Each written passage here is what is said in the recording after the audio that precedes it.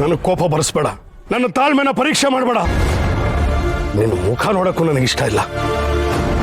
ಈ ಮನೆಯಲ್ಲಿ ನಿನಗೆ ಜಾಗ ಇಲ್ಲ, ಹೊರಡು.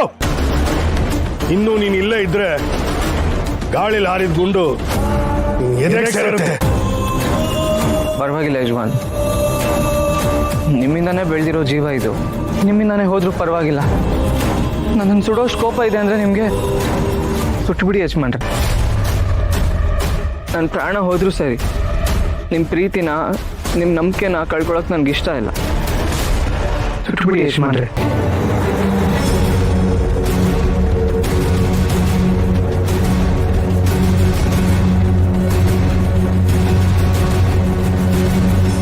ಅಣ್ಣ,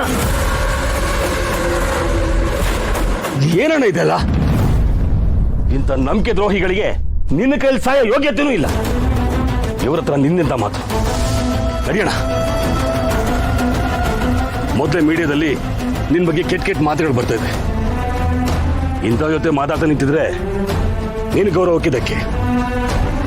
ನಡಿಯೋಣ, ಹೋಗೋಣ, ನಡಿಯೋಣ. ಏಯ್, ಇನ್ನೊಂದ್ಸಲ ಇಲ್ಲಿ ಬರೋ ಪ್ರಯತ್ನ ಮಾಡಿದ್ರೆ ನಾನ್ ತುಂಬಾ ಕೆಟ್ಟವನಾಗ್ಬೇಕಾಗುತ್ತೆ.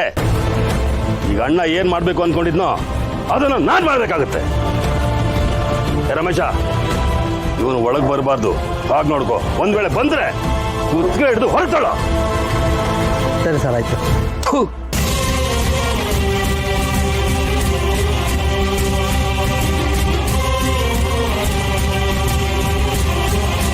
ಇಲ್ಲ ಯಜಮಾನ್ರೆ, ನನ್ನ ಜೀವ ಕಳ್ಕೊತೀನಿ ಹೊರತು ನಿಮ್ಮನ್ನು, ನಿಮ್ಮ ಪ್ರೀತಿನ ಕಳ್ಕೊಳ್ಳೋದಿಲ್ಲ.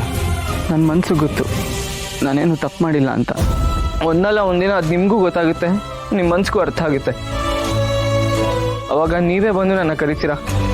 ಅಲ್ಲಿವರೆಗೂ ನಾನು ಇಲ್ಲೇ ಇರ್ತೀನಿ. ಇಲ್ಲಿ ನನ್ನ ಕದಲಲ್ಲ ಯಜಮಾನ್ರೆ. ನಿಮಗೋಸ್ಕರ ನಾನು ಇಲ್ಲೇ ನಿಂತ್ಕೊಂಡು ಕಾಯ್ತೀನಿ. ನಿಮ್ಮ ಮನ್ಸು ಕರ್ಗೋವರೆಗೂ ನಾನು ಎಲ್ಲಿಗೂ ಹೋಗಲ್ಲ ಯಜಮಾನ್ರೆ.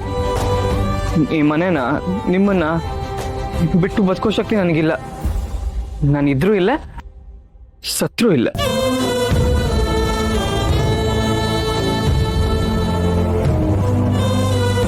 ಇಡೀ ಕುಟುಂಬದ ನಂಬಿಕೆ ಗಳಿಸೋದು ತುಂಬಾ ದೊಡ್ಡ ಕೆಲಸ. ನೀನು ಗಳಿಸಿರೋ ನಂಬಿಕೆನೇ ನಾನಿನಲ್ಲಿರುವ ಪ್ರೀತಿಗೆ ಕಾರಣ. ಈಗ ನಿಯತ್ತಿನ ಹೆಸರಲ್ಲಿ ನೀನು ನಂಬಿಕೆ ದ್ರೋಹ ಮಾಡ್ಬಿಟ್ಟೆ.